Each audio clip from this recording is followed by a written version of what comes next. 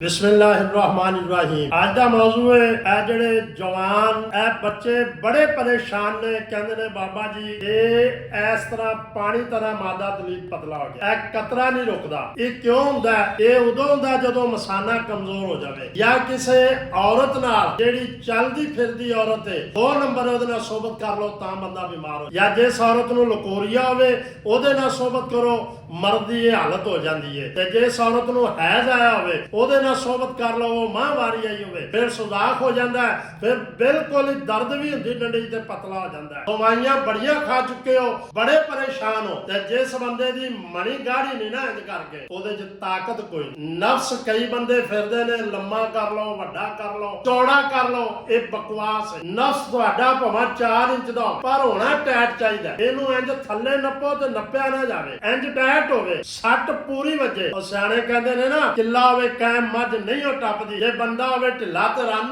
नहीं हो वसदी, और लंबे दा कोई फायदा नहीं। तुहाडा 8 इंच दा जद डिग्गिया ही इंज थल्ले रहा ते ओदा की फायदा है? ये 4 इंच दा इंज सੱਟ पूरी मारे टाइट होवे ते फिर औरत भी राजी ते तुसी भी राजी। औरत नूं खुश करन वास्ते अज तुहानूं मैं एक नुस्खा दस्सण लगा, ज्यादा लोड़ कोई नहीं। पहले नंबर ते आ साडियां चांदियां, ये बड़ियां मशहूर, ये खाणियां ने चंद दिन, ते चंद दिन साडा देसी जड़ियां बूटियां दा। ਇਹਦਾ ਤੁਹਾਨੂੰ मैं एक शुगल विखा देना पानी में एक कतरा डिग रहा है, कहता नहीं रुकदा।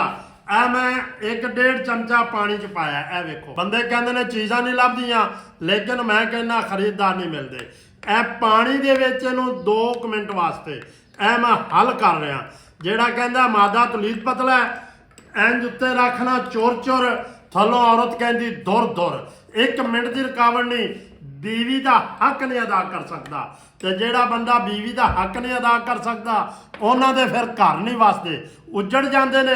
ते जे ते मादा तेरा इस तरीके दे नाल इंज गाढ़ा हो जाए, ये विचों कड्डे निकले ही ना, और औरत थल्ले पई कवे जान छड्ड की खा लई, ते फिर कई सन्यासी बाबे ने मैंने एक नुस्खा पाया, चंद दिन ए गोली रात को खानी है, जे तो बह जा हो जावे हर बंदे नूं भुल जावे, ते फिर कई बाबे ने कोई चीज बनाई है, लेकिन ये चांदी वाली गोली है, नुकरा गोली है, पैसे लगते ने। ते जे कहो ना 1000 2000 च नहीं दवाई मिलती है पैसे नाल, अच्छी चीज लभदी पैसा नाल, ते जान है ते जान है।